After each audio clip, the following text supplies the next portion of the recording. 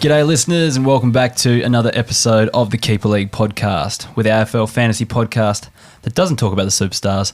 We're going to talk about the less knowns and the players that are going to bring value to your draft and Keeper League teams. My name's Hef, and there's always confusion as to who speaks first. So when I say your name first, you're the person who speaks first, right? Oh, my name's Hef and I'm joined by Kays. Hello. G'day, mate. We still stuffed it up, damn it. I don't know. You can try to teach old dog new tricks, but it doesn't always work. But anyway, I'm joined by Dos and Kays. How we going, boys? Oh God, this is even worse than planned. Maybe I shouldn't have planned it. You shouldn't have planned it. Yeah. Anyway, we'll get stuck into the show in a second, but look, we'll get through a few things. So now, big week in footy, guys. So Porter back. So Porter won. Couple on the three on the trot now. Talking finals down at Alberton. Yep. Bombers are back as well. So yes. And the Eagles are never mind. No, we're well on our way to drafting the Trudge next year, number one draft pick. That's where we're at. Isn't Trudge? How old is Trudge? He's young. He's like, first really? year out of the draft. He's like one of those guys. They've just given an extra year to mature. Oh, okay. No, I knew he didn't get drafted or hadn't been drafted. I thought he might have been mature age, but no, still dominating. No, just hoping he doesn't get snapped up in the mid-season because it's pretty likely to happen. Okay, that's it. So you need to hold it next year. Wouldn't you get... Wait, do you get mid-season draft as well, though, if you're number one, if you put on the ladder? Oh, that's a good point. So you guys could just pick him up then. Maybe you should make Luke Shuey retire. Free up a spot for the Trudge.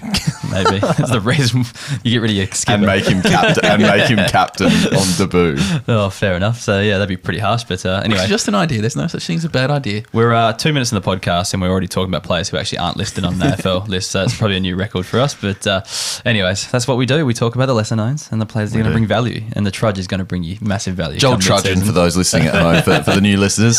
For the people that don't get it far Carlton enough through VFL star. Don't get far enough through the podcast to get to Trudge Watch each week, which is now a new segment I've noticed because I've seen it in the show. More on that later. Again. Anyways, we had a big match up in the home league this week. It was Hef versus Kays.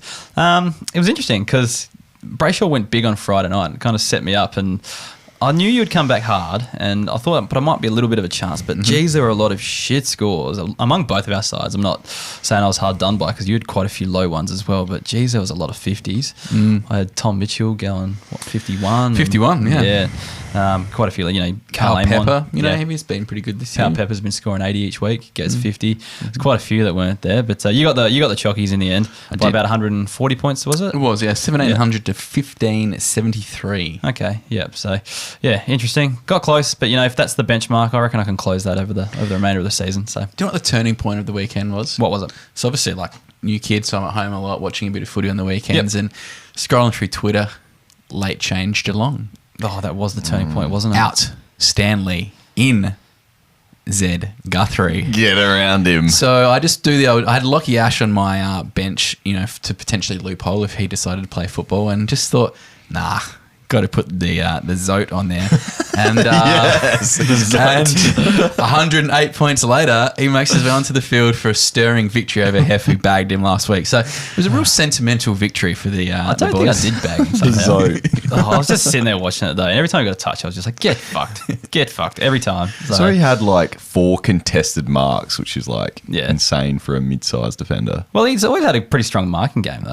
Last year he put up his big scores through taking bulk marks. So, but contested, I know what you mean. But needs he's looking bigger though. He's not Hef big, but he's he kicked a goal too, which was a real screamer on the run too. Check my Twitter for that replay. Yeah. What do you want to give the listeners your handle Twitter? Your at TKRKs. But they'll follow me anyway because number one newsbreaker in the game. That's it. Although I think Warney will give you a bit of a true. touch up these days, but he's you're second. It's no shame to be second to that guy. No. Anyways, we'll get stuck into the round rewind, but first, boys, it's pruning season. It is a bit colder outside. You need to trim back the roses and things like that, but also give yourself a bit of a trim with the Lawnmower 4.0. But look, how many great products are there by Manscaped, guys? 26. 26 is it? Yeah. Well, we got the Lawnmower 4.0, that's the trimmer, with the Weed Whacker, the ears and nose hair trimmer, Crop Preserver, Crop Reviver, Performance boxes, the comfiest boxes. I like the boxes. And there's a bit of news coming up. I think next week we're allowed to announce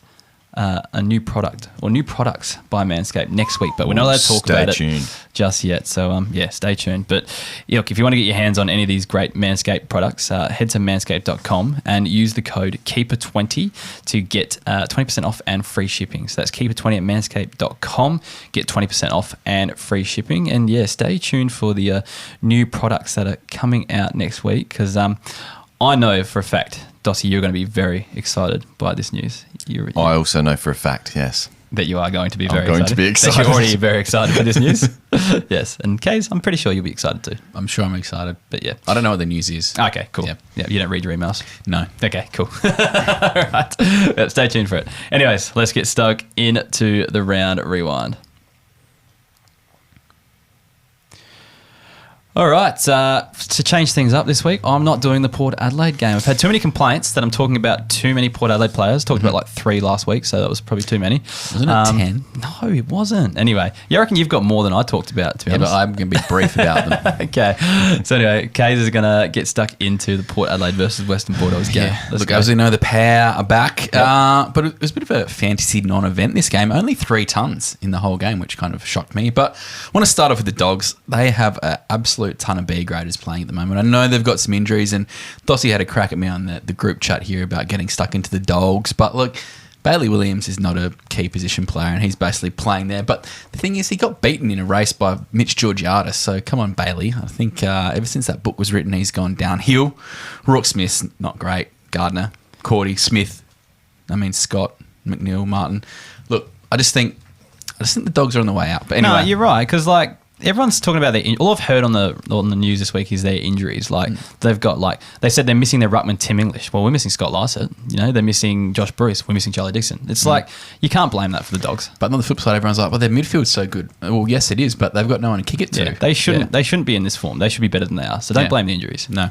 Anyway, Aaron Norton, he had 92, and he was probably the best on ground for the Dogs. He was exceptional in the losing side. Kicked 4 goals, 15 touches, 6 marks, and just worked his ass off. He was up and down. The ground all night. Had a bit of help early from Buku Karmas, but basically played a lone hand up forward. Look, imagine when he's in a good side. He's going to be exceptional when he actually gets someone kicking it out to him, lace out. We talked about him a bit earlier on this year. He had a really good patch of form last year. I reckon he's building towards that. He's coming good this season. Do you think he's going to be in a better midfield than the one he's in now one day? No, but they won't be under so much pressure because they're under so much pressure because they just got no one else to help them out. Okay. That's what I mean. Eddie Richards, he had 67. Solid enough, but still not convinced. He's too much of a fantasy start. And Buku Karmas, he had 44, and it was patchy, but I thought he showed a bit. Hef, you saw him live. Yeah. He has a crack. Yeah, I'm surprised that they haven't played him earlier. Got around the ground well, got himself into good spots. Didn't find a heap of it, but yeah, he was handy enough. Yeah. I thought because he was playing as a backup ruck at VFL level, I thought they might have thrown him in there. Did they do that at this game? He didn't get any hit outs, so I think it looks like Cordy was the backup ruck instead of him. They played a really strange game. They kept him up forward basically most of the night because Norton's got no one else to take the heat off him. They moved Cordy around. It was a bit of an odd game, but I'm not sure what Bevo's doing. He's just obviously maybe he wants that number 1 draft pick too. I'm not sure. On to Port. Now, Travis Boak had 110 points, obviously 2 G4P, but you want to have a crack at me on Twitter about talking about Jakey Lloyd. You really came off the top turnbuckle and gave Travis Boak a what for a couple of weeks ago. But anyway, you made the trade. You made the call to trade him. Sell high. But if you read my article, it was only if you're not contending. Now, he had 30 touches, which is 8 more than his next teammate, which was Riley Bonner, who got subbed off in the third quarter. Mm-hmm. Now, if that doesn't explain that he is numero uno in that Port side, probably wins the BNF again, his demise is just simply not happening, especially as the Power are now going to make finals. They're not going to slow down. Travie Boak's going to be scoring 120s each week. All right, so my comments were made after we lost to Carlton, after he'd seen a Great game side. low. They beat the Crows in the weekend. Anyway, a game low, we just gone 0-5, and it was Port looking at not making finals. Looks like there's going to be a change of the guard. All right, so now obviously the landscape's changed now. Port have won 3 in a row, soon to win 4 in a row. All right, so but the thing is, basically what we've seen over the last few weeks, when Boak goes low, Butters is higher in the CBAs, and when Butters drops out in the CBAs, Boak goes high. So my comments were just in reference to CBAs, but Boak's CBAs were back up this week. So, and obviously, yeah, like I said, landscape's changed, so they might not be trying to rotate as many kids through, or they're changing the guard anymore, because I think Port legitimately think they're a chance of making the finals now. So, I think you just got to wonder: is Port Adelaide going to contend this year, or are they not going to contend? That's the issue with Boak. And like I said, I still think you need Boak if you're contending. It was more so if you're not contending, it's time to sell him. That was my point, really. I was just looking at Kays was so happy to make his point. It's like last week with the Jake Lloyd take. Like he was like waiting for this. I hope you had the cameras on again. Like he was just giggling, just waiting to And get how did Jake Lloyd go this week? Well, he didn't score 120 plus, which was my knock on him. Wasn't it something about hasn't had 105 weeks or something? Well, you know, like you got to set your watch for him getting 100 this week. Any After Oracle said said that. Nut. Top score for Sydney, by the way. But anyway, anyway. Riley Bonner, he had 80. We talked about him a bit. I hadn't really watched him a hell of a lot, but his standard this year is exceptional. Before he got injured, he was looking fantastic. Definitely building towards that 2G 4P status. But I liked his hunger. Really, really there for the switch at all times, which I love. Do we know what the injury is? It looked like badly sprained ankle. Okay, so he's not playing this week, but he might be up the next week. Oh, that is good news for my keeper league side because he is probably my second best defender behind Jake Lloyd at the moment. So. That must be a pretty weak defence. Look, Port's keys on the night were pretty good, but probably crowned a bit. I think Finlayson had 85 and Marshall had 77. I talked about Finlayson in the waiver wire pod, basically purely on the matchups or the data that you come out saying that the Dogs give up lots of points to key forwards. The second easiest team for key forwards. And then you have combined with O'Brien going down in the first quarter or whatever. Yeah. So it was just an absolute, and they didn't put Cordy back for ages. So they couldn't stop anyone. He kicked 3 goals, had 7 marks, and I think he scored well. But if you watch the game, he kind of got a little bit blessed at times. The ball fell in his lap at occasions, and probably had a bit easier than it was. And Marshall was pretty good. He kicked 2 goals. Look, I suppose the question is you can probably get Finlayson and Marshall off the waiver wire at the moment, but what's happening with Charlie Dixon? He kicked the goal in the Sample on the weekend. If he comes back, does he kind of chew up some of this stuff from these boys? Who gets dropped from those kind of 3, Georgiadis, Marshall and Finlayson? Because they can't play 4, can they? Yeah. Not Marshall at the moment. Yeah, Marshall's in too good a form. Personally, I see Dixon having another week just because I think he probably needs to show a bit more before he comes back in the side, especially in a winning team that's coming against North Melbourne. I think there's just no point even bringing him back next week. Just play him in the 2s for another week. But it will be something we'll have to worry about in the future. I think it is Finlayson that does drop out, unfortunately. Interesting, because I think he's gone okay. Miss Georgiadis is like the future. So is and Marshall's playing too well. So it's like... Surprisingly, Marshall is playing really well. Yeah, I'll give him credit for that. Yeah, and he offers something a little bit different to what Dixon is as well. Whereas Finlayson's a bit, not exactly, he's nowhere near like Dixon, but he's kind of a bit more athletic than, not as athletic, sorry, as Marshall is. So he's great break in case of emergency. Yeah, exactly. Connor Rosie, everyone kind of brought him into their classic sides this week after some hot footy. He's prolific around the footy. He's demanding it now, which is good to see. I'm still keen on him.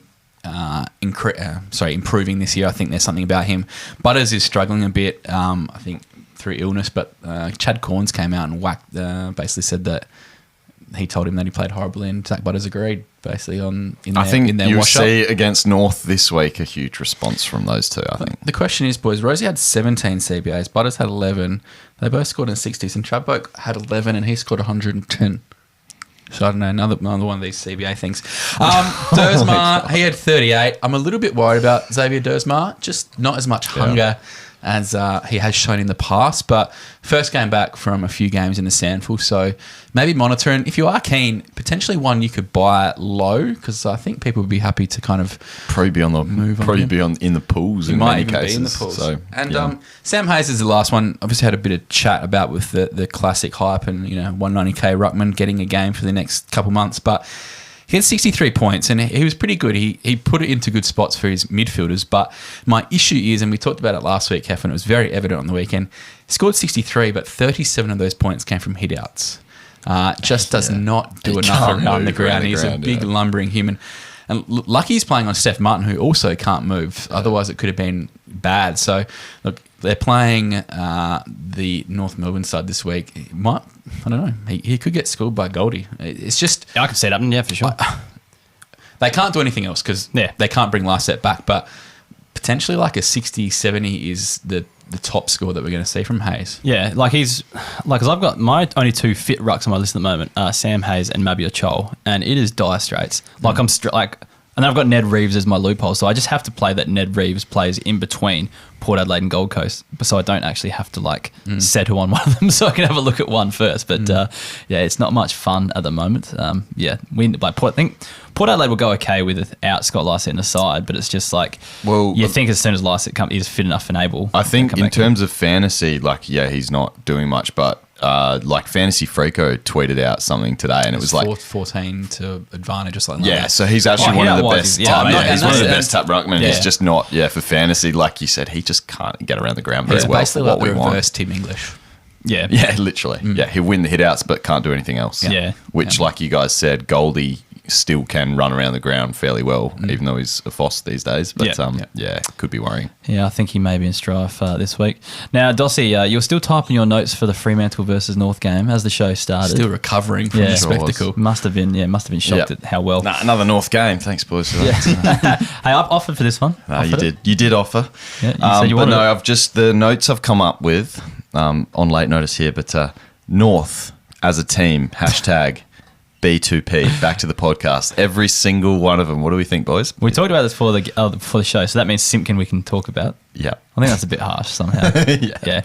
We'd be doing a lot of work each week if Luke we bring McDonald doesn't deserve to be talked about either, because he just he scored well, didn't he? Yeah. He's probably 2G for P. Have we 2G'd him yet? No, but he should be. He should be now that he's got defensive status as well, and the role, and 90, 76, 108 in his last three, plus a couple of tons before that in this season. So let's 2G for P. He's averaging over 80. Yeah, let's do it. I'm fine with that. 2G for P. One less we have to talk about. The only North Melbourne player that tonned up. Also positive signs, and this guy was 2G for P last year, but murmurs of myself trying to drop him down recently is Taron Thomas finally showed some signs in this game. He slowed down. He was actually going for a monster score. So he's still 2G.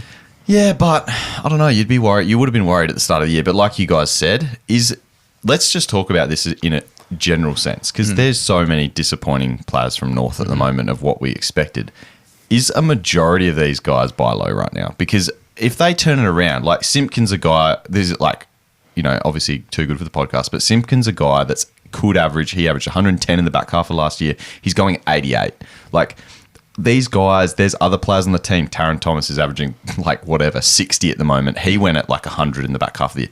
Do we look at these guys as buy low, or absolutely, because we're keeping them for the next 10 years. Exactly. These players. So that's why they're still 2G 4P, because yes, they're going through a bad spell, but these are the futures of your keeper leagues. That's why they're too especially good. if you're not contending this year and you've got you're 2-6 and your season's basically looking over. Like, why wouldn't you? Yeah. Can I ask 4 questions to you, Dusty, as the North Melbourne specialist of this podcast? Go ahead, mate. Bailey Scott, what happened? Yeah, just a really quiet game from him. We were expecting him to be the guy that could carry the ball out of defence and be in that Aaron Hall role. I was one that went ahead and fielded him. But like we said, if you don't have the pill, you can't do too much about it. And the whole North team, like you said, apart from Luke McDonald, who was pretty impressive, they just couldn't get their hands on the pill. And Freo's just in this game, like we see, how many tons did they have? I think there was about 7 tons. Like, they just had a heap of the footy. So Yep. I think, 90% time on ground for Scott again, still had a pretty solid role there that we wanted to see. Wasn't working. Just wasn't this game. But with Aaron Hall, how far is he going to be away? Do you reckon Scott essentially, when he's back, he's probably going to go back to not being fieldable? Well, was Luke McDonald on the wing or was he in defence? If I recall, defence still. Yeah, okay. So then I'd say that's probably bad signs for Scott. Yeah. Hugh Greenwood, what would you do if you owned him?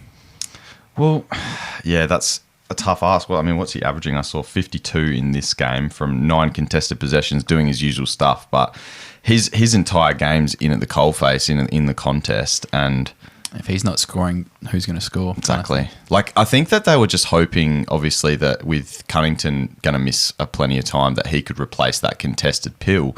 And he's doing that, but it's just not going to the same effect because Cunnington's just an absolute gun. He's such a good player. I think that hole is clearly being missed as well. Jaden Stevenson, your boy? Yeah. B2P, surely.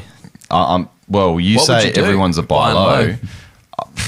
I think if 69% time on ground, I also sort of, do you keep the faith? I don't know. He also got that injection of midfield time with Taron out of the side. I don't reckon he's seeing much of that anymore. You know how we often see players will switch clubs, and in that 1 year that they switch, they'll get the more midfield time, they'll play good for that year, and then they just settle back into being the player that they were beforehand. Do you reckon he's one of them? No, I still see potential. I just want him in the right spot. And you know what? To be honest, I'd like him to be playing that Scott role or something, just to get the Sharon in his hands a bit. Some confidence I want back. him to play somewhere where he can just keep getting the ball and get that confidence back. Because playing a forward role in this sort of, or a forward mid role, that's what he was playing, but now just forward. What are you going to see from him going forward? It's going to be tough to score, tough to get your hands on the Sharon for a couple of years. Scott even though he had a poor game this one, he's going to gain confidence from getting his hands on the Sharon. Why can't we do? I'd do that with like a Stevenson. And lastly, Jed Anderson. Will he be better for the run? Goodness me. What was his CBAs in the end? Did he even get any? I've got him here right in front of me. He must have. He saw a couple, but it wouldn't have been too many on the game. He had 5% for the game. So probably one or two. Yeah. Well, that's got to build. I was telling you guys pre-show, I just boldly went, let's one CBA for the game. I've waited 8 weeks for this bloke, holding him. And I'm just like, I literally at times I was like, do I drop him? Like, do I drop him? I was smart and I filled him on the bench first up. Yeah, I should have looped him. Had a busy weekend, so decided not to. Went him and Scott just both on field to start with. Should have looped in hindsight. That's a real I've told you that we have really short benches on my league. That's a real nut field. We have very shallow benches, so to try and loop is kind of pretty tricky because I don't want donuts really on the bench. Yeah.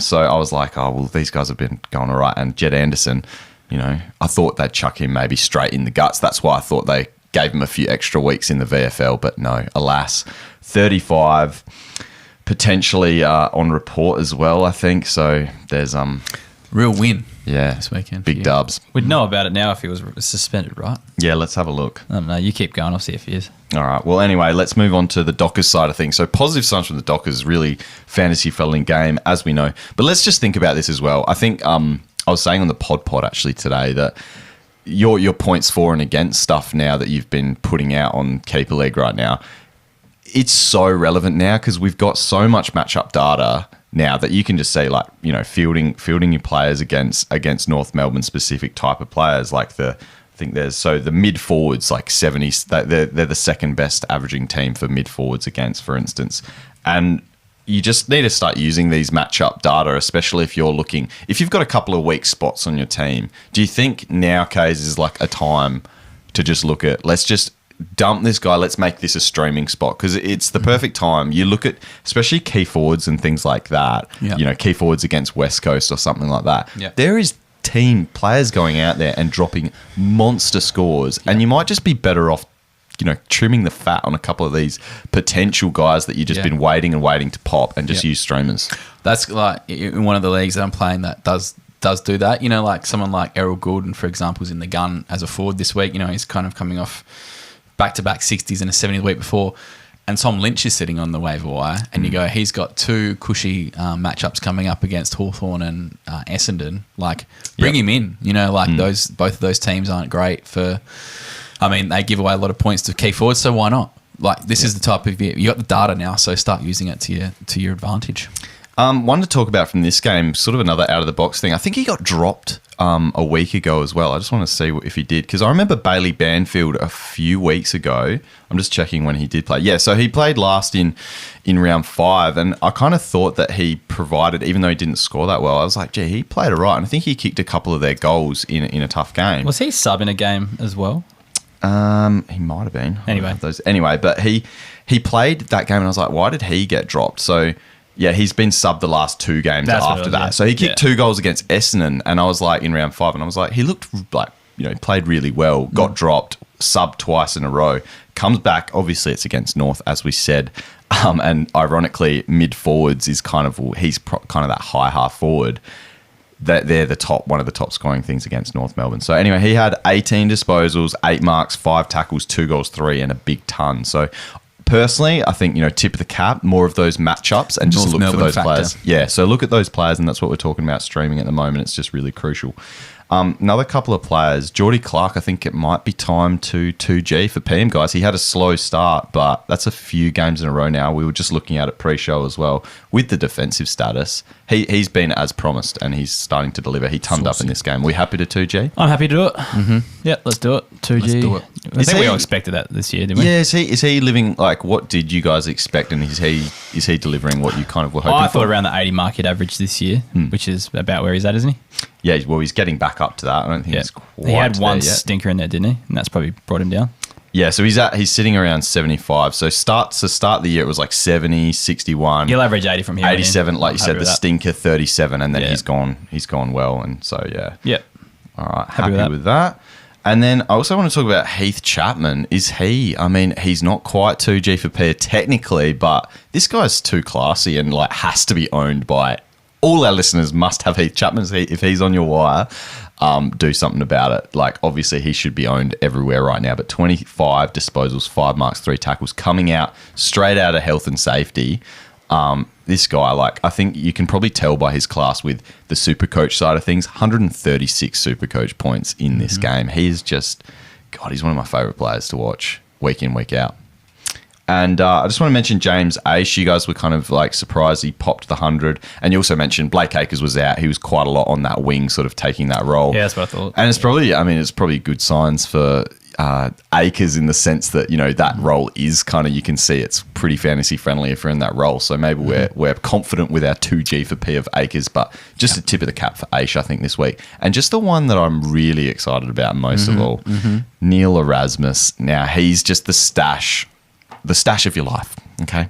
It's like the trudge when he comes in. He's just a must own.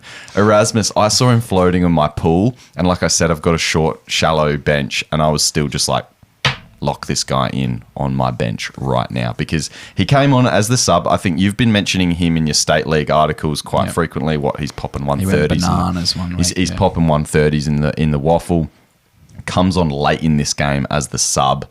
Gets a 36-point quarter, I think it was. So, yes, it's against North, whatever. This guy's just a scorer. So, and he backed it up in the waffle the next day. I think he scored an 80 or something as well. Oh, did he? So he kept playing. Yeah. Just remind me after the show to give Darcy the talk about banging on the table that I've given you 100 times. Oh, okay. Sorry, mate. That's all right. That's all right. You didn't know. It's okay. Sorry. Microphones don't love it, that's all. But anyway. It was worth it for Erasmus. Sometimes when you get excited, Darcy, you can't control. You can't control. Worth it for the Raz. All right, let's move on to the next game, which was Richmond v Collingwood. I've got to start off with Tom Lynch, 140 points from him. He went full beast mode in the first half, kicked 5 goals, had 18 touches, and 106 points to his name at halftime. That is absolutely mayhem. Darcy Moore was on him, in inverted commas, just gave him absolutely zero respect, and Tom Lynch just did what he wanted. Only added the extra goal and 7 touches after the main break, but by that stage the damage was done, and the Tigers were in the pole position. But look, he's in some hot form. He's gone back-to-back 140s, which is kind of crazy. Now, it wasn't too long ago that Tom Lynch was actually a pretty solid fantasy commodity. Starting to find his groove. The Tigers are playing pretty decent football, and I think he's up to 52% owned now, so there's definitely time to take him on the wire. As I said just before, with the Hawthorn and Essendon games coming up, I reckon he's a fantastic streaming option or loophole option even in the next couple of weeks. So get on board. Yeah, we talked about this on the Wavewire podcast. Hawthorn and Essendon. So everyone thinks like Essendon's an actual easy team for the key forward to score against. They're basically middle of the road, but Hawthorn's definitely one that he can beat up on, I think. I think he probably still will because he's just a class player. Middle of the road and he's in hot form. Yeah, exactly. So, yeah. Trent Cotchin had 95, bit of a Koch resurgence of late. He had 29 touches, 20 CBAs, the most of any Richmond midfielder. So that's interesting considering, Dusty's come back and, they've got a few handy players. But yeah, he's definitely getting his share of time in that position. I mentioned that a few weeks ago that he kind of just plays less accountable at the moment. He can kind of just do what he wants in there. He's just kind of running around, just playing an easy breezy kind of game. But nice for fantasy. Look, 5 of his 7 games he's gone 70 plus, which is pretty standard. Pretty good for like a M7, M8 if you need one. He's only 64% owned, so kind of is around the mark on the waiver wires. And I think, look, while the Tigers are doing okay and he seems to be playing his role, he could continue that kind of, solid enough scoring. No one hates having a 70 on their field. I could really use a Trent Cotchin type in my team right now because I'm running low on midfielders. Like I've got to choose between my last spot, like Xavier Dersmar, but even like Jai Caldwell, someone I'm not like loving fielding at the moment, even though he scored better this week. Like Caldwell could get you a 90 or a 50, whereas Cotchin's probably going to get you a 75. Yeah, so exactly. I'd rather play that to take that middle ground. So just keep an eye on him, especially if you're contending and just need someone to, just be a consistent scorer. I think he's in that frame of mind at the moment. Noah Bolter, he had 84. Absolutely dominated down back, had 18 touches and took 9 marks. Made life just genuinely tough for the Pies forwards.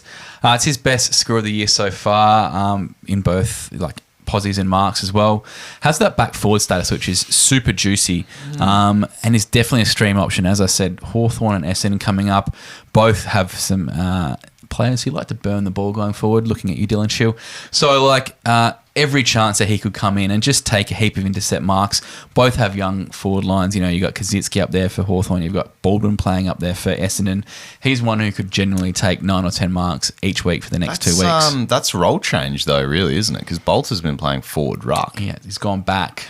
Interesting. He's floated between all three. Like, but it's really. it's more interesting this year because I feel like we've seen a guy like Nathan Broad who we didn't think was going to be fantasy relevant become relevant. So, in his first game back there, he's gone 84. I mean, it is against the Pies, who have notoriously been pretty easy for defenders. But I've been looking it up, and they're not up there on those stats in our points for and against at the moment. But I mean, yeah, could that be something that is actually kind of tasty given their relatively high scoring backline and the fact you've got Jaden Short who's playing a bit of guts now. Yeah. Started the first CBA of the game. There you go. Yeah. Obviously, Nick Vlosten didn't play, which might have been one of the reasons. But look, definitely worth having a look at Noah Bolter. Darcy Cameron, is he 2G4P now? 111 points. We talked him up last week after a big game and delivered once again. He really does do it all. 21 touches, 18 hit-outs, 6 tackles. Look, he's not the most dominant ruckman and had to go up against Nank. But look, while Brodie Grundy's out, he's got to be 2G4P, doesn't he? Like, he's been snapped up off every waiver wire. It's an immediate role change that can we just bend the rules because he'll be out. No, it's just one that you just don't talk about for the next 12 weeks. Well, he's going to get it because they're playing the Dogs next week, so he's probably going to have 100 against Steph Martin. We can just not talk about him till he gets 2G4P. We can do that. And just give him a tip of the cap when he does. Yeah, we can. And then we just go, he's done his 4th in a row, that's 2G4P. Ollie Henry, he had 54 points. I really like him. Something about him catches the eye. Super classy player. Kicked 2 goals, had 10 touches. I don't know if he'll be a high-scoring player, but he reminds me a bit of a Luke Bruce, Jack Gunston type. That kind of hybrid forward, takes a nice grab, kicks a nice ball. I think he's a stash. He may never be one of those absolute studs, but I think he could be a solid 75, 80 forward, throughout his career once he kind of gets his consistent spot in that side. And lastly, just want to touch on Braden Maynard. He had 47 points. Now, this is a brand new model of Braden Maynard. He is a key defender. Played on Jack Riewoldt for a bunch of the game, and he is absolutely gone as a fantasy commodity. There's no tools down in that Pies backline. He's playing lockdown, and it means he has to do the team thing, which is disgusting. Now, pre-season, he was hyped up having heaps of midfield minutes, and guess what? I looked at www.keeperlegpod.com.au at the ADPs, and he went at 80 this year. Ooh. He's averaging 63. So, yeah, wow. Heffy, Yep. You're a Braden Maynard owner. I am. You're probably not going to trade him because you're too proud, but what would you do if you were a rational thinker? Wait 2 weeks until Jordan Roughhead comes back so he doesn't have to play fullback anymore. Ooh. That must be the question. Charlie Dean as well, I think, is coming back soon. So when they get some you're key keeping tools the back, faith? I'm not fielding him at the moment. Yeah. No. So I benched him on the weekend in our matchup, I think. So he's kind of the Lockie Ash of... Yeah, he's feeling a role at the moment. They're missing. I think there's another key defender even that they're missing as well because it's always been talked up all pre-season because they wanted Charlie Dean to come straight back in earlier in the season and they really wanted him. And then I think Jordan Roughhead came back from injury and then got injured again with a finger or something like that. I think I've got the injury list up here. I think it's only 2 weeks for 2 to 3 weeks for Roughhead. So he's probably going to be playing fullback until kind of that happens. Dean's 6 weeks away. Does Kruger play? Kruger's 12 weeks anyway, so it doesn't matter. But yeah. Interesting note on the fact that, if this role continues for Short, is that the kick-ins seem to have opened up, changed for the Tigs. Mm-hmm. So we had Broad getting 5 in this game, leading the Tigers, and then it was Rioli with 3, Grimes 2. So a bit more of an even spread that they had, but it seemed to be Broad was the man taking the kick-in. So yes, he only scored the 71, but for owners of Broad that are still holding the faith after that poo-poo score the other week, he actually might be still semi-relevant with those kick-in numbers if Short is continuing to play as that inside midfielder. Vlosten's the big one for me when he comes back. Oh, is he out? Yeah. Okay. Yeah. Well, then, that's huge. He's going to get kick-ins as well. Yeah. Damn. All right, after 35 minutes, I get to talk about my game finally. There's not much to really talk about in this game though either. But anyway, we'll get stuck into it. So Jake Lloyd, he's B2P. He's B2P apparently. He was not B2P. You always get on to me about not listening. I know you did say. You said he's not B2P, so that begs the question why we even talked about him last week. But anyway, 109 points, so nice predicting the future there, Oracle, good stuff. Hey, anyway. Don't worry, trade high still. Chad Warner, 2G4P. Yes. Yeah, done. Yeah. Nick Blakey, so 98 points, seen an uptick over the past 2 weeks. It's the same role, but Campbell was really quiet this week, and I think that just probably helped Blakey a bit. So it just seems like when one of those guys is down, one of the others kind of goes up. So it's interesting to see who the opposition targets, I think, each week and who they put more time into. But yeah, Blakey definitely saw an uptick in that 98 points. I wish he's had one more handle to get him to that tonne. That would have been nice. But anyway, and then the other one was Paddy McCartan. So he had 86 points. He just took a heap of marks, 10 in total. So he's still not one I'd want to own, but just one of those games where everything was falling in his lap. So that helped his scoring. But Sydney overall were pretty poor. They lost to the Gold Coast. So there wasn't really a lot to talk about from them. Few things to talk about from the Gold Coast. So David Swallow, he had 120 points, and I wrote about him a couple of weeks ago when he got bulk CBAs and scored 84. Then he went out of the midfield mix in round 7, had zero CBAs and scored in the 50s. Back in the midfield mix this week and scored 120. So there might be something to that CBA thing there, Case. But anyway, data. Well, look, no, it's not. Over the competition, it is a whole. I think you're the one selecting data with your outliers. But anyway, like I said, my data includes every player in the comp. But anyway, probably won't continue with Anderson in the side, though. That's the thing. But it was a handy score for owners this week. Did you guys, are you still saying to snap him up, though, given the defensive status? No, I wouldn't. In fantasy, I don't think he's got it in Ultimate. No, he doesn't in Ultimate. No. And I wouldn't be just because I don't. Like, this was purely coincidental with the player being out. Like, yeah, but I mean, the thing is, though, as we've seen across the year, Anderson's CBAs have gone up and down, and he's played on a wing depending on what they need. Do they see they beat a side with old Swallow in the guts? Yeah, do they actually just back in the method and put Anderson on the outside or put other players on the outside? Do you know what I mean? I'm not really sure, Darcy, because there's one other player that got CBAs this week. Another player tripled his CBAs this week. Tell me more. Went from 3 CBAs to 9 CBAs. Who are we talking about? I'm talking about Brad Ferry. The guy. So he had 180 points. I'm not sure if he's B2B or 2G4P at the moment. I'd say B2P. 2G4P still. I think we had a question last week saying, do we hold the faith? Yeah. And I said yes. And I said field him, and I said put the C on. He still played on the outside a fair bit. But, look, it could have just been flowing from Anderson being out as well, but I thought I'd just bring that one in there. Thanks, mate. Appreciate it. Connor Budarick, here's an interesting one. 101 points, and he had 3 kick-outs. So he was ahead of Weller, who only had 1 for the game. And then I think the most was Will Powell. He had 5. But Gold Coast seemed to be playing a little bit differently this week, especially. I didn't watch them the week before, but I've heard they're similar the week prior. That they just kind of seem to hold the ball up a bit more. Their kind of marking game seemed to be back a bit more. Budarick had 11 marks, so just from chipping around and getting those kind of numbers there. And if you look at their kick to handball ratios where the kicks are up, which means usually someone's on the end of them, there's probably a few more marks up for grabs as well. So yeah, it's just good signs from Gold Coast in general and what we saw from Budarick. Just not sure I'll trust it yet, given the way kind of the game was played, like Gold Coast being on top. I don't think Gold Coast played at that level each week, but really good signs for Budarick. I'm surprised you didn't have him on field against me, Kays, or he's just a rookie.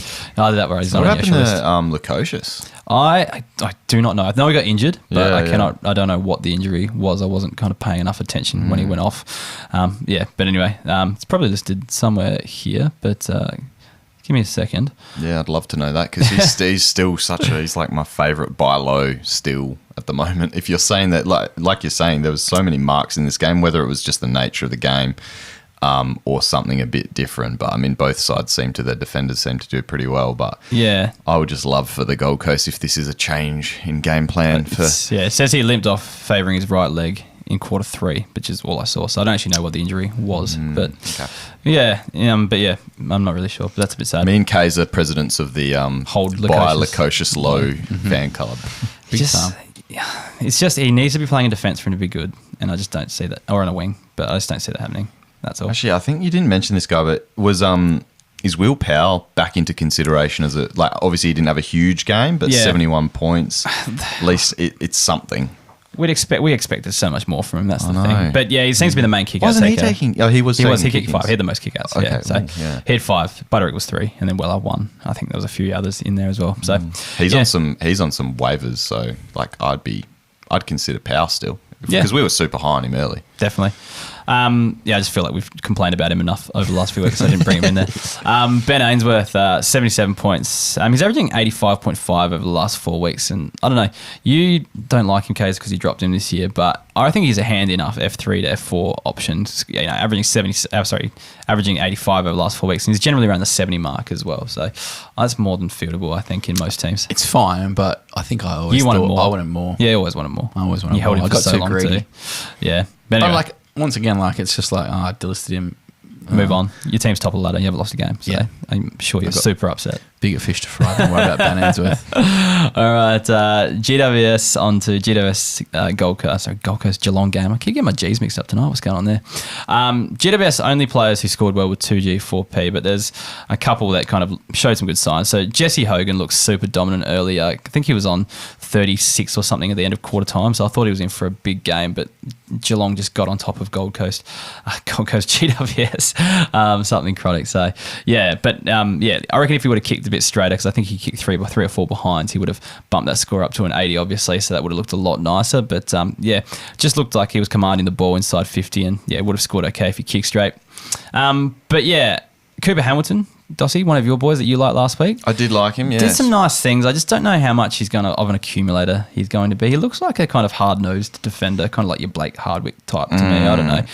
He's had a couple of tough matchups to start his career, though, hasn't he? True, yeah. So he had 44 points in the weekend, but he looks like maybe one of those players who's going to be a good player, just maybe not a fantasy player for my eyes. I don't know. I thought Geelong held the ball a bit more than usual, though. They went back to a bit of that. So who they played last week? Crows, and he only scored 64 in a pretty dumb. But it's his debut, so but it was up forward like 90% of at least the very early stages. It was up there quite a bit. So yeah, I guess I always find that if this ball's up forward a lot for our teams, so teams are getting flogged, that it usually stems from the half back line. So look, just stop dissing my boy Coops. All right, leave Coops alone. That's what he does. I don't know. I don't think he's a good player. It's just I'm not sure of the fantasy wise. Some people are glass half full people, Dossie, and some people are glass half empty. And some people are just realists. He's a bit grumpy tonight. Finn Callahan, rinse and repeat last week comments. He knows that Ken's getting another contract. Probably going to happen, yes. Anyway, at least he'll stick around for next year, which is bloody annoying. But anyway, Finn Callahan, just rinse and repeat last week. Good player. Just not finding enough of it, but stashed for the future. Onto the Geelong Cats now. There's a few here. I'm going to talk about one that really made my weekend and one that really destroyed my weekend. So that's Tyson Stengle first up. So I've got him in Classic, and not a lot of people do. And I have him on field in Classic as well. And I've had him on field for the last 3 weeks too. 114 points this weekend. Now, he is 1 point off automatic 2G4P qualification. So he had a 79 and the other 3 scores in the last 4 weeks were above 80. But what I'm liking about him at the moment, he's actually averaging 90 from his last 4 games as well, but only an average of 73 for the season. But what I'm liking is he's just doing more than just kicking goals. I thought he'd be like a Eddie Betts goal sneak type, but he's had 16 kicks, 4 handballs, so that's 20 disposal, the great kick-to-handball ratio, 6 marks and 5 tackles as well up forward. And he's moving up the ground to get a lot of these touches as well, so he's getting up on the wing, half forward, that sort of stuff as well. So he's a legit forward option right now, and it's probably one you need to think about fielding in your keeper league sides, because it's probably you're not really considering, especially if you're in a league like ours where you only play 4 forwards. But I'm just concerned, given his role, it's not the best role for fantasy scoring. So I think every now and then he's going to disappoint you. So if you can loophole, if you're in a position when he's got an early matchup, I still think he's a loophole option, but one that you could probably use pretty consistently. But you roll the dice if he's playing late because he's scoring so well. Is that fair? I'm just like also looking up those matchups as we're talking about. And I reckon he's basically all of his big scores. He's come up against like 5 of the easiest scores for like medium-sized forwards. We don't have the small forwards, but that's because like he is setting those numbers. That's why. Fair enough. every team he plays will now be the next easiest team to score against. No, I don't know. I'm just taking the piss. He might not be. That might be a fair point. He's played some pretty easy opposition, and he also scored a 20 against Sydney. So yeah, well there you go. That's the reason why I said you got to be a loophole still. Just those games, I'm sure he'll still pull out every now and then. The guy who absolutely destroyed my weekend was Zach Guthrie. So. Kay's had him on the bench, ready for, and I saw it was a late move as well. As soon as it was in, you were quick to move him onto your bench. I saw it change. And he had 108 points and 19 kicks, 4 handballs, 12 marks. We've seen this type of marking game from before, like 12 marks. It looks pretty high, but we've seen it happen before. But what's interesting, that the times we've seen him go big is genuinely when players are missing from Geelong, and definitely out of that Geelong backline. But I don't think off the top of my head there was too many players missing out of that side this week. So it was good to see him put up a good score when, previously like Tom Stewart's been missing and he kind of played a similar role, and that's why he scored so well. But Stewart was in there. Stewart was in defence as well, not on the wing like he had been in previous weeks. So Jed Buse went off early though as well. So. Well, that's true. Yeah, so that probably opened up a spot for him. Stop making up excuses. Yeah, but yeah, no, it was interesting. There was actually one pretty funny moment because Zach Guthrie, I've always been a bit questionable of his disposal every now and then as well.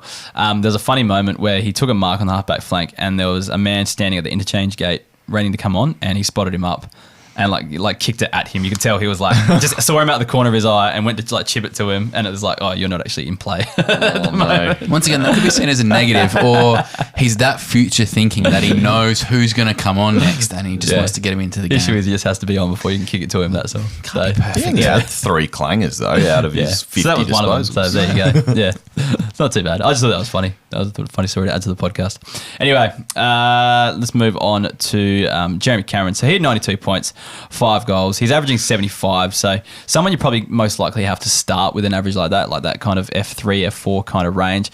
But I think he's still a streamer loophole option when you can afford to do it. So if he plays earlier and loophole, just that key forward factor. He's not going to go big each week. He has kicked the most goals at Manuka though, out of any player, which probably isn't surprising, but that's probably why he did so well on the weekend. Loves playing at that ground.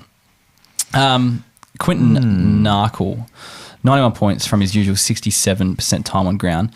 Playing up forward a fair bit as well, but again, just too inconsistent for my liking. Mark O'Connor had 86 points, splitting his time between the wing and defence. Can score okay when he doesn't have to do that tag. Now, onto the 2 new debutants that were blooded in this game. So, actually, I'll start with Cooper Stevens. So, he was talked about last week as a replacement for Holmes, you thought, Kate. So he came in, had 53 points, and he started in the midfield. It was like him and Ash going head-to-head.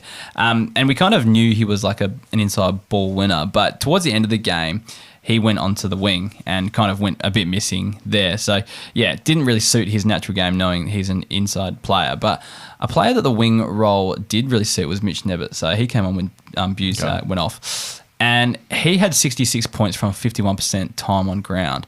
So he came in at quarter 2 and just played on the wing for most of the day, kind of in a rotation with Stevens. And yeah, scored really well from low time on ground. So a really positive sign from Mitch Nevitt, who was drafted last year. Was he the crew cut kind of blonde dude? He's blonde. I don't think he didn't still have the crew cut, but he may have when he got drafted. Blonde. I just remember seeing, because I wasn't watching this game, but I think I was watching it on the big screen down at the pub, and I saw this guy that I didn't really recognise. I was like, that must be fresh blood for the Keeper League pod. He has short hair. I don't know if it was crew cut, so I had to describe it. In here, he's got longer hair, but didn't look like that. Geelong have some low-key, really high quality youngsters who can get fantasy points. Okay. When the old guys move on, there's going to be... You're talking about some state league scores? Yeah. Okay. You love your Cooper Stevens, though. I do love Cooper Stevens. What about Nick Stevens? I love Nick Stevens too. He just needs his chance. All right. Just needs his chance. Let's move on to the blockbuster game of Essendon versus Hawthorn. That's right. We are back taking down the big Hawks. Start off with the Hawthorn side. John Newcombe, we 2G for him, I think, last week, but he had 105 and he's actually moving into elite fantasy status, I reckon. 2G. Yeah, I know, but he's the new Tom Mitchell. Tom Mitchell's in strife. Gets more CBAs than Tom Mitchell, that's for sure. Oh, yeah, big time. He's amazing. Anyway, Finn McInnes, he had 80. Never really been a believer in him, but he looked pretty good. Did some good things. I don't know. I don't know if the jury's still out on him or not. Some people love him. The thing that saves him is the forward status this year, but he won't have it next year. So, and I still don't know if he's 100% in best the best 22. sides, yeah. That's the other thing. Now, Max Lynch, Dossie, he had 75 points. He was absolutely flying at quarter time. Kicked 2 goals, I think, in the first quarter. Ended the game with 12 touches and 18 hitouts. Absolutely dominated Big Slam and Sammy Draper early, but then got knocked in the head and went off the ground for a concussion test and missed a bit of a chunk of the last kind of half, especially early the last quarter, because who's the guy? I don't know, their second gamer, he ended up rucking the first centre bounce of the fourth Jackson quarter. Callow, yeah. So he ended up having, I think, 5 CBAs, Callow, in the end. But played for Norwood, Jackson Callow, and they got picked up in the mid-season draft. Correct. Yeah. But yeah, look, I think you've touched on it each week, Hef. He's probably just not quite there match fit-wise, Maxi Lynch, but you can't fault his hunger, and I genuinely think he has some fantasy now. The thing is, we've what was seen the quarter improvement. by quarter? I'm gonna look. I know half by half because I wrote about it today. He had- It was 69 first half. Yeah, then he had 6 in the second half. Yeah. So, but the thing is, like the concussion, like he probably would have scored more if you didn't have that concussion correct, test. and he's already had a concussion this year Yeah, too. yeah. So I'm not sure how often how And much that played into like if that you didn't decision. if you didn't spend the 10-20 minutes it takes to do that test, he probably would have gone 80. We would have got another 5 points at least, 80 with ease, and you'd take that from Max Lynch. I think the thing is we're seeing improvement each week. So that could 49 be- in the first quarter as well. Yeah. We're seeing improvement each week in his scoring. So like, and in fantasy, we don't discriminate. We don't care how you score the points. So you can get 80 in your first half. I don't care. And then get 3 for the rest of the game. I don't care. As long as you get me that 80, I don't give a shit how you do it. So look, we're seeing improvement from Max Lynch. So I'm happy with that. Lockie Brownbow had 61, a much better game than he served up last week. Obviously, just need to give him a bit of time to build. I'm quite keen on Lockie Bramble. Had an unfortunate injury at the start of the season after some good games in the preseason. So just keep your eye on him. I think he's definitely available on most waiver wires. Where's he playing? Defense or wing? Bit of both on the weekend, but yeah, wing. Okay. So I like him more there just purely because the competition he's got in defense. I know Yes, he probably scores better in defense, but the competition there scares me. correct. I don't disagree there. Nick Martin, he's goated, isn't he? Yep. Yeah, he's Move on. winning Essendon's best and fairest. Ben Brownlow Hobbs too. and the Brownlow. Oh, he's probably already sent the Brownlow up. Paddy Cripps gets injured and misses the rest of the year at some stage, so Martin season. Ben Hobbs, 95 from him. He kicked 1 goal and had 19 touches, and he is one who looks a genuine player. My first look at him, because I've missed the last few weeks of the Dons, what I love, he just impacts the contest, and he also uses it very well, unlike Dylan Shill. 4 CBAs for him on the weekend, and I think he's going to be a natural ball pick. So that 95 points came from only 73% TOG. Got going late, and I am very excited about what the future holds for him. I flagged thirst in the first outing there where he only played not too much time on ground. And did you see such thirst? Hunger, I would say. No thirst he's this time. oak. No thirst. Okay, let's stop arguing, boys. But was there a change in the CBA or the midfield mix-up in this game? Because like previous weeks, he's just gone absolutely missing. Was there someone out or? They were saying that a few guys, because the virus ripped through Essendon. That's and they had right, that, yeah, and a few yeah, guys okay. who were actually playing a bit. Like Stringer was out on too. Yeah, and he was chewing up a few CBAs, wasn't he, Stringer? They had a few guys who were a bit kind of cooked by the end of the game. Because I saw and Caldwell scored well as well and looked up a bit more. But yeah, not really. Like McGrath was nowhere near a CBA this week as well. He was out as out could be. Yeah. So yeah, maybe they're just trying a few things. yeah, maybe the illness probably stopped a few people from getting decent runs in there as well. I don't know. But you did mention Jai Caldwell. He had a good game too. 20 touches, 7 tackles, 94. So tracking the right way, at least. All right, good to hear.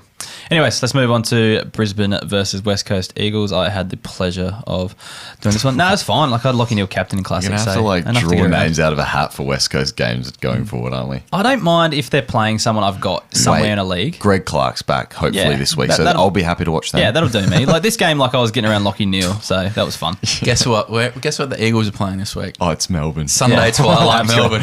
So that's the thing. Like I don't have any Melbourne players, so I don't care about. I don't want to watch that game. But Was I'd the watch it if I waiver did. pod just every Melbourne player? We talk about it, but it's like you got to think about the future, not just 1 week ahead. But there's a few streaming options there. Yeah, Tom McDonald time. Yeah, definitely. Let's move on to Brisbane West Coast. So yeah, Noah Answorth. So he had 99 points in. He was just super aggressive off the halfback flank. Laid a heap of tackles. And what was interesting, Zorko was playing more of a mid-forward role, like his usual kind of old role. So that kind of helped him a bit. So he's one I love for the future. Kaz, you behind him in a few leagues. I do. Was he a good junior fantasy scorer? He was, wasn't he? He was a solid enough junior fantasy scorer. I purely drafted him off a bit of pre-season hype from the club. Yeah. All right. And he's starting to warm into the season. Yeah, he was fine in the preseason, so he's kind of showing what he can do there, and that's good. Marcus Adams' case, he had 83 points. I kind of scoffed when you mentioned him the other week. You do scoff at the Oracle a bit too much for my liking. Well, he did score 21 and 43 Bad for 2 weeks matchups. after you made that. But what I've noticed is like he tends to be taking the best forward these days. It was always Harris Andrews that kind of did that. But Marcus Adams seems to be taking the best one. I think the ball's just coming to him a bit more often as a result of that, and just allows him to take a few extra marks here or there. I think you're right. Like he's a good cover / loophole player. I wouldn't want to start him. No. Go anywhere near that, but I think there's something there with Marcus Adams this season where he's have a few games where he scores an 80 and you can get a cheeky little loophole that will annoy your opponent. Plays just the Crows this week too. Like Zach Guthrie this weekend. But anyway, Callum Archie, he had 80 points and he's had back-to-back good wings. He's playing on the wing a bit, so he's listed as a defender too. So I guess he does still go on that half-back flank, but a little bit up on the wing as well. So he could be scoring some good points there if you need a bit of cover. Now, Darcy, last week you were talking about Jake Waterman, how he looked good, and you were sure he was scoring in the scoring the 90s, and he scored like 40 or something like that. Good on the dance floor as well. I was thinking the exact same thing here. I'm like, Jake Waterman's had a fair bit of the ball here, but I just know when I look at the scores, he is going to have a 40. He had 97 this week, so actually scored. The Doracle. Yeah, exactly. But he was mainly in the defence this week, but then was on a wing a bit later on when I think a few guys were getting a bit tired. And he pushed forward at times too. He had a shot at goal at one stage and stuff like that. So I don't know, it's probably the result of the injuries / the illnesses that are running around at the moment, but he's just a player that we've liked the look of for a long time here in the Keeper League, so it's just good to see him put up good scores and one to put in your black book to monitor over the next few weeks to see how he goes with everyone back in. They reckon 30 West Coast players have had COVID now, so surely things get better for him. So, like not in terms of winning games, but in terms of outs. The issue week. is their injury list is also huge. Yeah, that's true. General actually. injury list. Yeah. That's true. COVID's not helping that either. Jermaine Jones had 97 points, just getting that midfield time again, but again, a result of when people are out, I think. But yeah, so I think he did this in round 1 as well, and then just did nothing. Maybe he should do it more because we need someone like that in the guts. Like he actually brings something a little bit different to what we have. So yeah, maybe keep him in there. Have you heard of Jake Florenka, Dossie? Got to say, I hadn't heard too much. I've been tuning out on the Weagles a bit lately, mate. Yep. So just waiting for that number 1 pick next year. I've been doing my draft research. Okay, you might want to take Jake Florenka with that number 1 pick. So he's one of the COVID top-ups. So won't play each week. But he had 9 CBAs and spent some time on the wing too. And I don't have his score here. I didn't write it down. 83. Silly me, but there you go, 83. So he scored pretty well as well. So a pretty funny story. In 65% time on ground. That's right, low time on ground. Now, he had to ask for the day off work on Friday to fly across. He's a chippy, apparently, to fly across to Brisbane. And I think Declan Mountford had to fly over on the day because he had a uni presentation to do on Friday. So that's the state of the West Coast Eagles at the moment. I bloody hope he passed that test. The week before his debut, Jake Florenka had 166 points in the waffle. Did see that. Yeah, so guy can score. So just find a way to keep him and play him each week there, Dossie. So he might be a handy one for you there. Connor West had 72 points. He was playing in the midfield as well, but he was scoring well, but just got injured in quarter 4 and then was subbed out. So he probably would have gone a bit better. But he seems like a player that can shown a bit. And again, we can't take much out of it, I guess, because of the outs. But every time he gets a bit of a run on, he seems to get injured. So I'm not sure what's going on there. But he showed some promise as well. 1 year hold, and hopefully he can get a decent run when everyone's back and things like that. But anyways, Dossie, you had the last 2 games of the weekend, didn't you? Fantastic. Can't wait to get these. So, boys, Demons versus the Saints I had. Is that the one I'm going to jump on first? Yeah, yes. That one. All right, well, yeah, as we know, Demons just too good for everyone at the moment, and we've already kind of mentioned this theme might come up a bit, but especially this week coming up against the Eagles, you've just, like we said at the start of the show, Kaz and I were talking about, if you've just got those couple of streaming spots or if you've just got some weak positions in your line and you've got some spare spots on the bench, just pop these guys in for this week, particularly those key forwards because they're going to go ham. Gus Brayshaw, I just wanted to mention now, I know he's 2G, I just wanted to say, just a quick reminder, this guy was picked up off the scrap heap this year. Is he going to be the waiver pickup or the pool pickup of the year? Given how he's got defender status, Nick Martin probably. Yeah, that's a good point. Yeah. Well, considering you're going to be able to keep him for many, many years. But still, Brayshaw's averaging 99 at the moment, so we'll see what he averages when Salem comes back. But I just thought that's amazing. Imagine picking him up. That's where you don't win your league at the draft. Just wanted to throw another 2G, 4P player into the podcast. Like the rest of us. Tom McDonald, We've all done it, 73. And you guys were mentioning a potential waiver pickup this year. So he just played his 200th game on the weekend, put up the 73. But he's actually dropped down his production overall this year by 20 points at the moment. So he's very much undervalued to where he went last year, thanks to the inclusion of Ben Brown in their forward line, and then he also got dropped for Wiedemann a couple of weeks ago. So, but he's back in the side, and just the note that they're playing the Eagles and North in the next 2 games. So jump on board and enjoy the ride for those 2 games. And also on that fact, I mean, Benny Brown, he scored pretty garbage in this game, but just watch out because he'll just bag a bunch as well. So just those 2 key forwards, keep an eye out. Tom Sparrow, I reckon we talk about him just about every week, but he's now officially on 2G for P-Watch after 2 95s in a row with 1 health and safety protocol in between there. But he's just showing so much promise, and it's happening a little bit probably earlier than I would have expected. You know, he's getting thrown into that centre bounce mix. We were talking about pre-season, who was going to get the role. Well, it's clearly Sparrow. It's clearly the guy that they want to have as their next midfielder after this wave of Oliver's, Petrarca's, Viney's. Like, he's probably just going to become more and more prominent over the next couple of years as they sort of reduce maybe a Viney's involvement in the midfield. Pretty awesome to see. And the scary part, he's still getting really low time on ground. So 71% time on ground here for 95. I'm just saying it's 2G for P-Watch because of those 2 matchups coming up. We might not be able to talk about Sparrow for a bit after West Coast and North in the next 2. True. Alex Neil-Bullen, another guy with 2G for P-Watch as well. He's returning to that form that he had back in 2018, where he averaged 78 a game. So he was borderline 2G back then. So he's got the forward status, scored an 84, and we've kind of talked about him a little bit. Like, he's laying those tackles around the ground, he's getting up, he's playing the high half forward role, and he's going at a career high 5 tackles a game. So he's just been a really nice surprise this year. So enjoy the next couple of weeks with him as well. Moving on to the Saints, Mason Wood, a 94. He started on a wing, but he actually moved up forward for some effect. That always happens with him. It's like you see him getting that juicy wing roll, then he just ends up forward. Yeah, but he had a 43-point third quarter playing in that forward role, and it would have been a lot higher. He butchered 2 kickable goals as well. But yeah, I think from me, it's more of just a tip of the cap for Mason Wood. We kind of see these out-of-the-box performances occasionally, but it was good to see him go well. Dougal Howard with a 90, just an out-of-the-box performance. We saw plenty of couple of ceiling scores from him last year when he was getting the kick-ins, but just those defenders against Melbourne. So like we're talking about streaming those forwards against West Coast, if you've got some defenders, I don't know who's going to be listed this week for the Eagles, but you know, whether a Foley's back or one of these sort of players, like, you're going to enjoy some pretty huge scores from the West Coast defenders if you've got them available. Maybe, I mean, if Petrevski-Seton was playing in defence, I don't know if he was. And he's defence and midfield, like, so he was getting CBAs, I think, as well. Okay. From memory. Well, so it's guys like that, if they are playing in defence, that you want to sort of chuck on your field this week. He only had 17% CBAs, so he must have been back there a fair bit. But yeah. And just a note of a guy who's 2G. Is this guy 2G? I don't know. Zach Jones. Oh, he usually averages over 80. Just because he's had obviously a little bit of time off. Yeah, we can talk about him.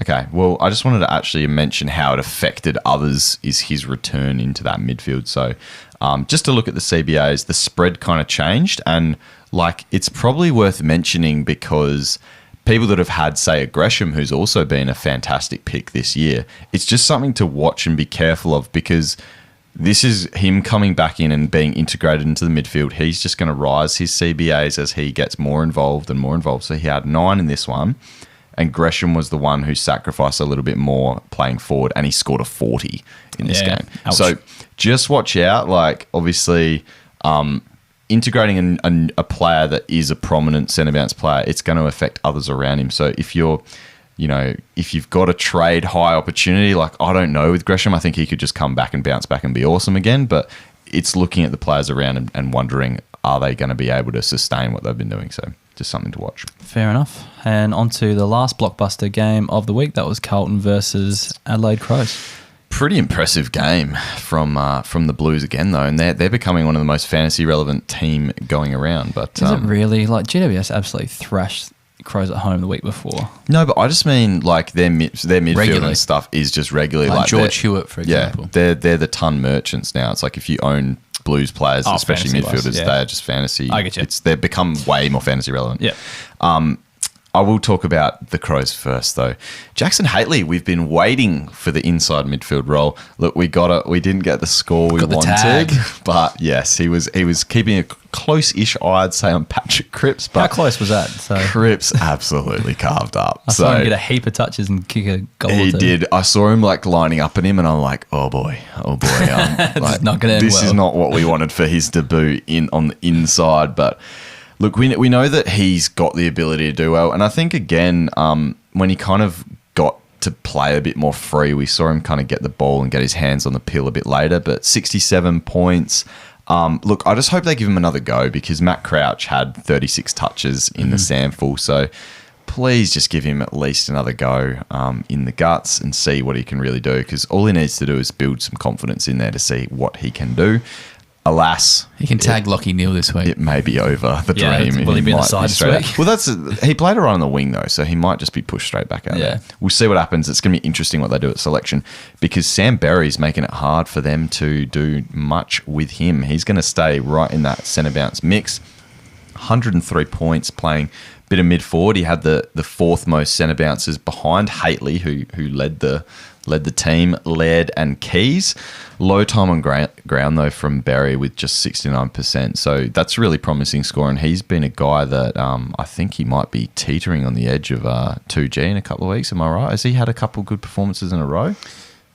He's at an 81 and a 103. He's averaging 73. So maybe one more because that's a role change and he's forward eligible. So he was still very available on the wire last week. I think we mentioned him on the wire pod. So still don't love him. Yeah, I didn't mention him either just because, I don't know. He's not going to, he gets like in numbers through tackles and things like that. Like, I don't see him being an accumulator. That's all. Yeah, but 21 touches, touches and I reckon that getting might to be tackle his season. 21 touches might be his personal best ever in any form of the game. So I thought you said he's also been doing well and like it's not like it's just come out of nowhere. Sample form, comes up to the league, can tackle, getting into tackle season. My forward eligible player playing bulk CBAs. Yeah. I'm talking long term. Like, are you genuinely excited about Sam Berry? Like, no, just for this. I mean, for this year. Do you see him being like Jack Steele Mark II? No. Yeah, it's like when you're looking at young players, you're trying to think of like what type of player they're going to actually end up being. I want him this year as a forward. No, true. I'm happy with how and I'm not knocking that. I'm knocking like, do you see Sam Berry like being a long stay Crows midfielder? And if so, is he a 100 point? I see him being long stay. That's my question. I see him being someone like Willem Drew. How excited are we getting? I don't know. Maybe we should be more excited. Who else have they got to play in that midfield? Schonberg, Luke Pedler. But I mean, he's playing ahead of them right now. Pick. So.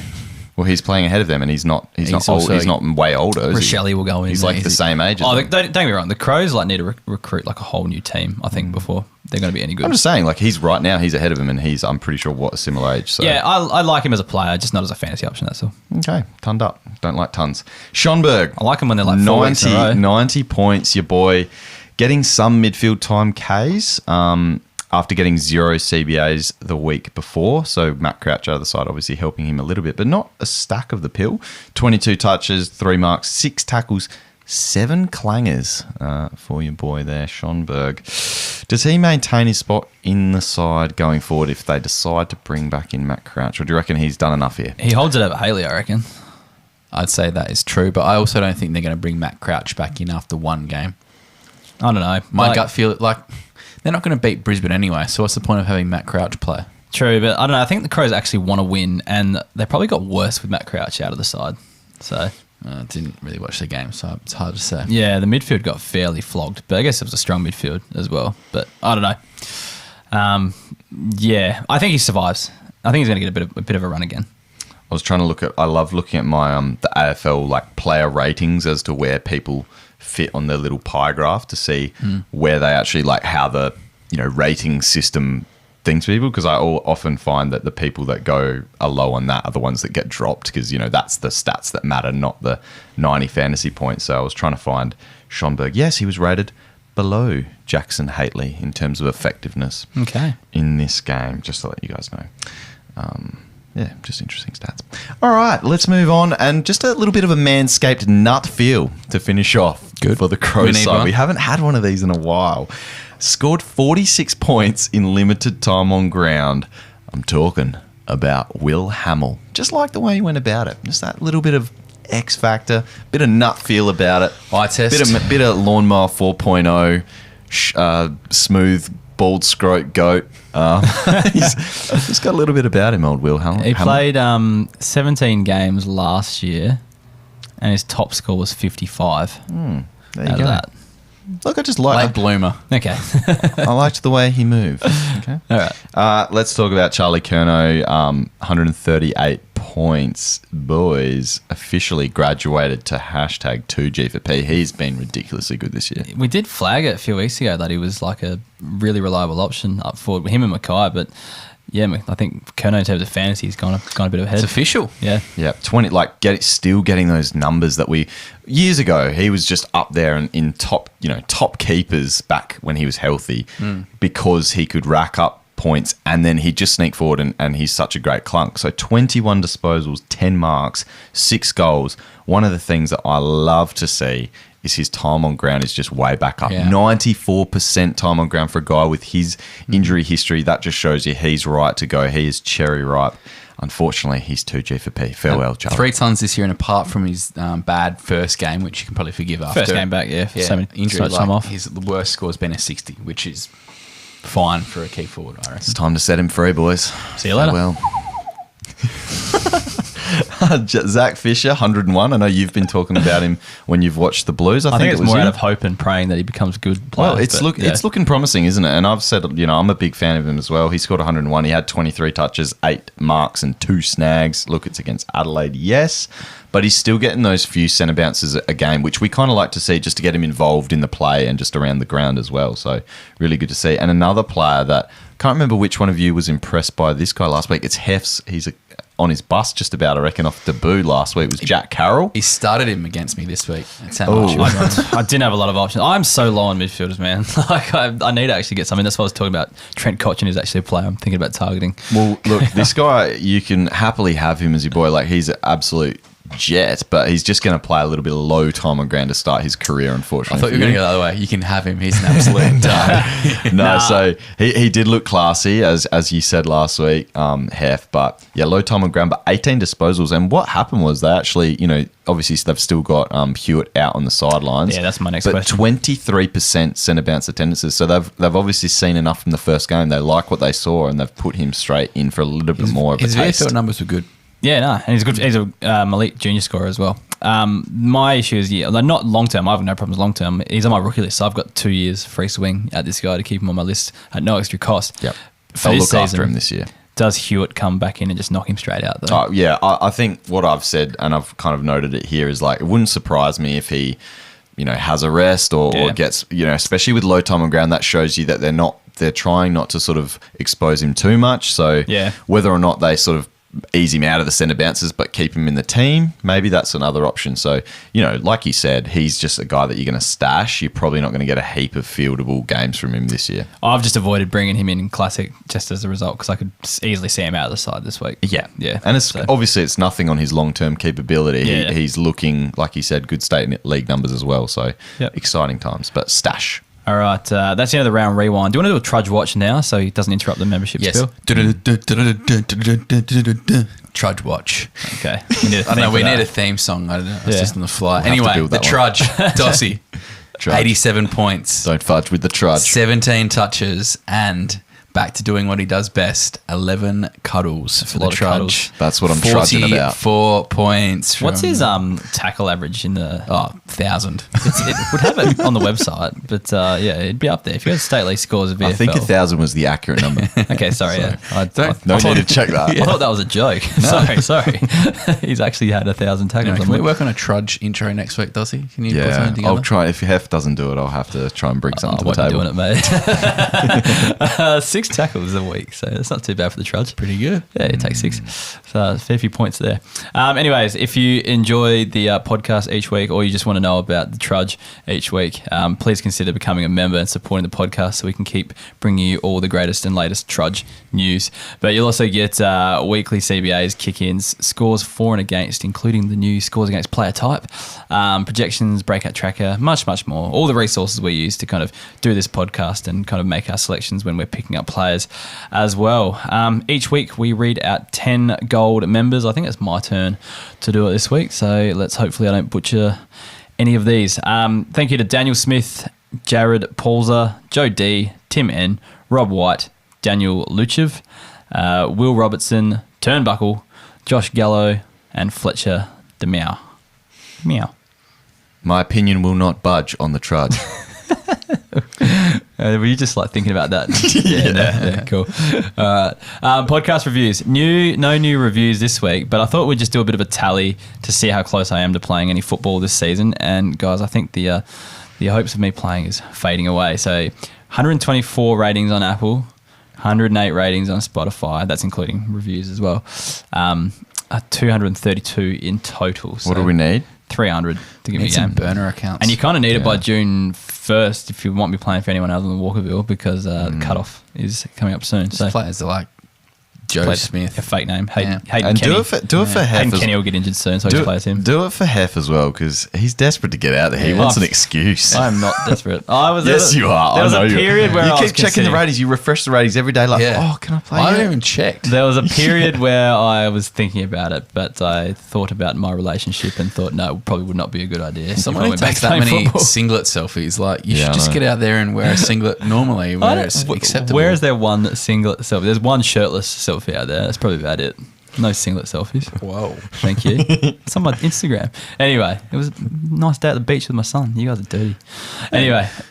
When we do ISO pods, it's just like I've got a jumper on, Dossie's got a bloody full jacket, and you're just like out there with the pipes out. Like you guys come in every week and complain about how bright these lights are, all right? So, and how hot they are. It's probably more the thing. But anyway, let's move on to the listener questions.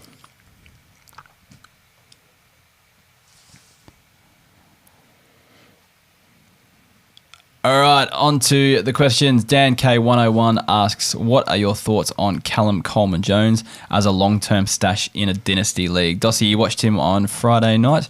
Callum Coleman-Jones, did he show anything?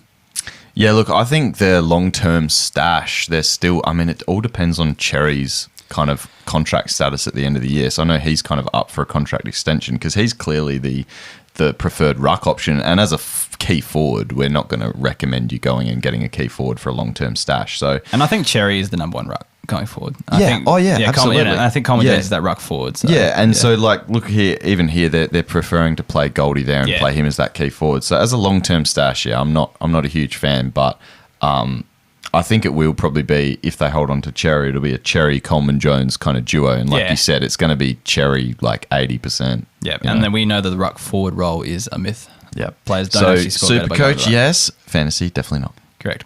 All right, at Russ2468, Hipwood back soon, but Danaher and McStay injured. Do you see Fort keeping his ruck forward role for a bit longer?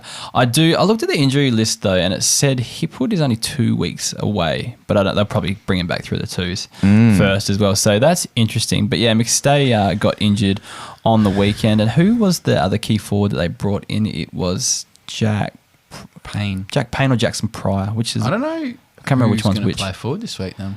It is whoever that is the key forward out of the two I just mentioned that have the same initials. Wiley Buzzer, is he on the list? That'd be top-up player. That'd be pretty funny. Who is it? Is it Pryor or Payne? Payne is the key forward. Yeah, it was Payne. Yeah. So Payne will be the guy who plays that forward. And from memory, they got a pretty juicy matchup again this week, I think, because we were talking up McStay's run. Mm-hmm. So he would have a pretty decent one as well. So yeah, I do think he holds because I would need Fort to play up forward as a target, and then Payne it was.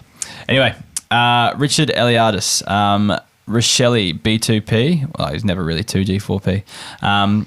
But he's asking, is Rochelle the next Toby Green, or was he lightning in a bottle? I think we're all in agreement that we hold the faith with Rochelle, right? Oh, absolutely. Yeah. He's a rookie. Exactly. You can't expect everyone to be like a Nick Dacos level scorer out of the gates. Like, he's a rookie. The average is probably like a 50 to 60 is like a good average for a rookie. And he's playing small, medium forward in a pretty average side. If he was playing half back in an okay side like Collingwood are, he's probably going to score well. And we've occasionally seen him go into the midfield and score pretty well in his limited time in the guts too. So that's something that could happen in the future as well. And he asked the second question here, Richard Alauda. So Jed Anderson, general thoughts on his viability. Dossie, do you think he holds? what holds his place in the side. Yeah. I think they need to give him a couple of weeks. It depends if... Well, their plan is to keep playing him, so I think that it's just to build his fitness. He played forward a fair bit, and then next week / the week after, they get him involved in the centre bounce rotations. Otherwise, just get him out and bring in the kids. I hope you are right, because I've held him through this time. So. They have to play. Yeah. Like, he's only 28 or something. Yeah. Like, that's exactly the guy they need to fill that contested bull role that we're talking about, why they're so bad at the moment. Yeah. All right, next one. At Santner XXX, is Cogs someone you sell high?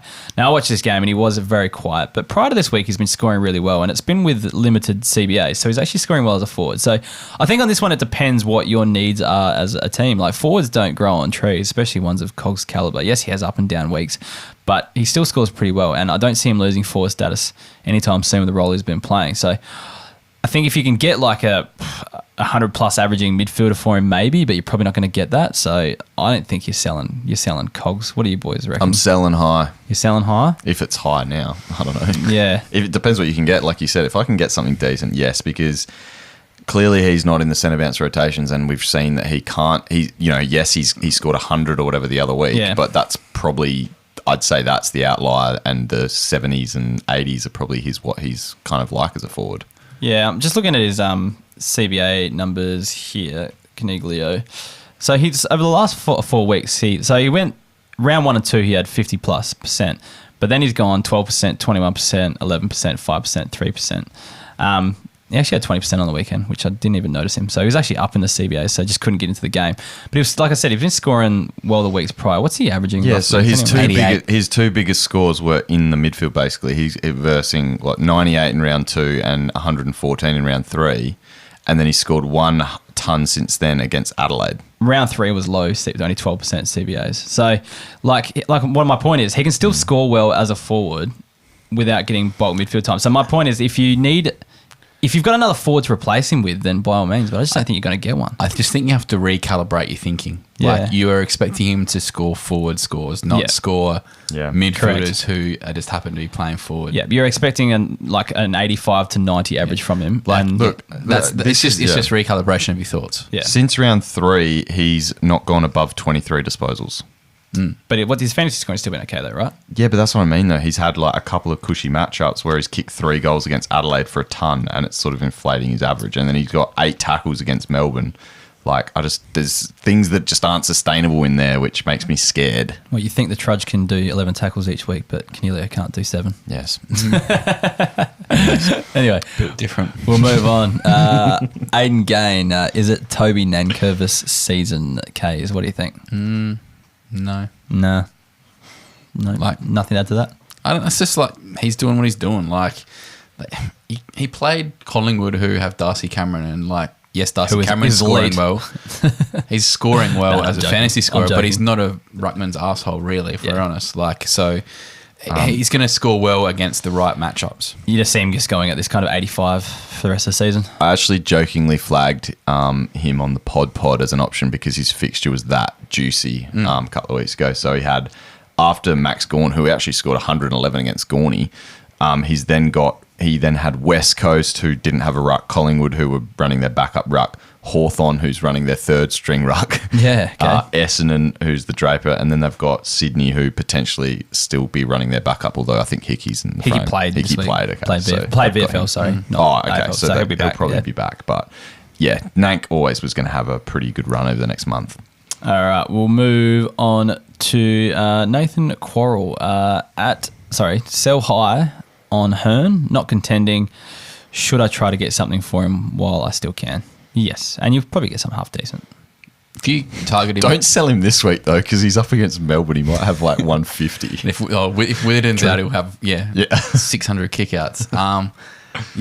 I would especially there's going to be a contending team. Like, I've got him in my side, the 8 and zip side. Like, stoked to have him. You know what you're going to get. He's not really putting in bad and you got games. him second round of the draft as well. Oh yeah, something like that. Yeah. Definitely not contending. That's where you do it. Because I'd take him if I was This has to be his contending, last year. He's not signing up for this shit again. Yeah. At Bego9880, who is the most valuable keeper out of Bowie? Luco, and Jordan Clark? I know Bowie didn't get a mention on the Melbourne segment tonight, but I'd just give he's him been MIA for a few weeks. No, just give him a rest, you know. Jordan Clark would be the most valuable, you'd think, wouldn't you, out of those three? A fit, firing Lukosius in a correct role is... It's not happening, juicy. though. It's not getting... He's going to be... I'm still saying Lukosius. I'm going Jordan Clark. I'm saying Bowie. Well, yeah. At Osana, Triple X. He's followed up a question before. Also, what happened to Bowie? Bowie. No, he's still my boy. He's had a quiet week. Look, he had a quiet week, and that's actually And a quiet week before. Well, funnily enough, sometimes playing these dog shit teams that they're coming up against, it's harder to rack up the pill in the back line. So I think as well in the next couple of weeks, it's going to be neither here nor there. Like I thought, to be honest though, I thought he was going to play really well against the Saints because that was the matchup. So it should have been, in theory, it was going to be a good game, but big Gussie Brayshaw took all those marks from him. So it was an unfortunate game. Do you reckon he bounces back against West Coast and North? Like I was saying, sorry about the teams. Do you think in the next couple of weeks he can go big, or is it more likely He'll that have one big it won't game be in out of the those two, background, I reckon. in the back line? He'll have 1 out of 2. He'll get big. He'll go like 80 plus. If he's not dropped. He won't get dropped. He used the ball too well. Salem's only a couple weeks away though as well, isn't he? Yeah. Interesting. At Isaac_WF, Tom Sparrow with a matchup against West Coast or Kane Lambert against Hawthorn as F3 this week. Probably should have done some research before the show. Yes, both. on Sparrow. But yeah, what's Sparrow? I did look Sparrow at against West Coast. They're going to rest someone. He's going to get a proper run. So Sparrow mid forward, West Coast are the third easiest team to score against. Would you class Lambert as a medium forward? Yes. Yeah. Who are they up against again? Hawthorn. Hawthorn. So let's have a look at that one on the list. Medium forward. God, Hawthorn third easiest. Yeah, flip a coin. Like they're both going to go pretty similar. I'd go probably Sparrow. Both. I'd probably go Sparrow just because he's on a bit of a run at the moment. I'm not sure what Lambert's been doing. He's doing solid since he's come back. A couple of 80s. Yeah, let's just go Sparrow. Yes. Anyone against the Coast is, I think, ahead. Yeah, that's probably the way you go. The Hawks could have a out of the box. There probably won't be too much between them though. We'll revisit that later on in the week. Quite a few questions about Tom Powell. I'm not going to read them all out, Kays, but what's been happening with him in the stay leagues? Unfortunately, not a hell of a lot. Yeah, okay. 67, 80, and 95 in his last 3 games. Now, yeah, they're not bad scores, but like someone like Dom Tyson and Marty Hoare are tunning up, and I go through the state league scores every week, and there are lots of guys tunning up for fun. Look, I know North aren't great, but surely he should be just putting up a few bigger scores. He's a South Aussie boy, isn't he? Mm-hmm. Sturt boy. Come home to Port Adelaide, Tom. We'll have you there. Anyway, I don't know. I hold the faith. There must be something going on. Former Kookaburra, come home to Kenilworth, you reckon, next season? Might push you out the side, mate. Hard to do. I know. You've been playing pretty well at the moment. Move on. Anyway. They need a lockdown forward pocket, do they? Anyway, let's wrap it up. I don't think Darcy wants to talk about his football at the moment. But have a look at the Div 4 ladder and see where Kenilworth are going at the moment in the SA Footy League. How's your old side going this year? Let's wrap it up. How's your old side going? All right, let's wrap it up. Facebook, Instagram, Twitter, YouTube, and TikTok. Keep League Pod on all of those. Make sure you get around the sponsors. Manscaped, Keep It 20 is the code you can use on that for 20% off and free shipping. Also, if you're keen to become a member, check out the link below. There's a link to the membership options down there. Support the podcast so we can bring you this awesome content each week. Anything from you boys that doesn't revolve around amateur football? No. Nah. All right, cool. We've said it too many times. It's all good. All right. My opinion will not be nudged on the trudged. Let's wrap it up. All Cut right. it. See you later. Bye. It's getting a bit silly. Very good. That's funny. How are Mount Lofty going? Mount Lofty. You're ending the Who's your stream old this side? time, Hef? Who's your old side? We should do that. Who's the old side?